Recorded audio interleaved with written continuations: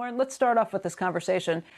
First of all, we're calling it a divided Congress, but that really depends on what happens in Georgia. So how much of this do you think, well, let's say that it's a pretty close Congress no matter what happens. How much of this plan do you think can actually make its way through? Good morning. I think it's going to be difficult. You know, there's a lot of emphasis that's being placed on the primary in Georgia in January. But regardless of the outcome, even if the Democrats are able to take control of the Senate, there are still progressive and moderate factions within the party. And so sweeping changes to the tax code, I think, are going to be difficult to achieve, whether Democrats or Republicans control the Senate. Right. You worked with the Republicans, kind of advising on them at the Ways and Means Committee. So you see with the down and dirty details kind of how difficult it is to kind of make these things happen.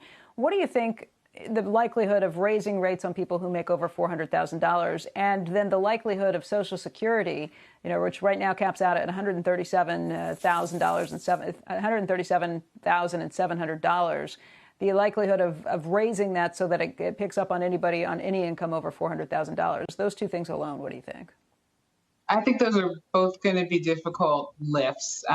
Even if the Democrats are in control, you would imagine that the tax changes would be done through reconciliation, and reconciliation prohibits changes to Social Security rules.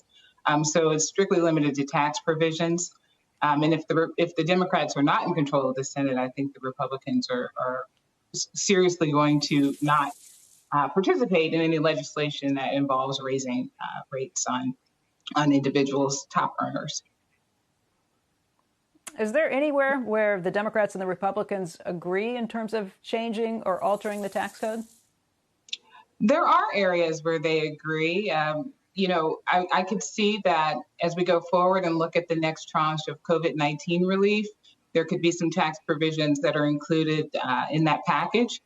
And we can also see some areas of bipartisan support with regard to President-elect Biden's Made in America initiative, whereby he would like to incentivize domestic production activity. One might imagine that as a part of that legislation, we could see some features in the code that are amplified to assist with encouraging or incentivizing research and development. So maybe an amplified R&D credit, expanded credits, investment tax credits, advanced research credits, and also looking at perhaps a repeal of the R&D amortization provision, which was enacted as part of TCJA, but is not yet in effect, comes into effect for tax years beginning in 2022. So maybe an added push to repeal that provision. Shepard Smith here. Thanks for watching CNBC on YouTube.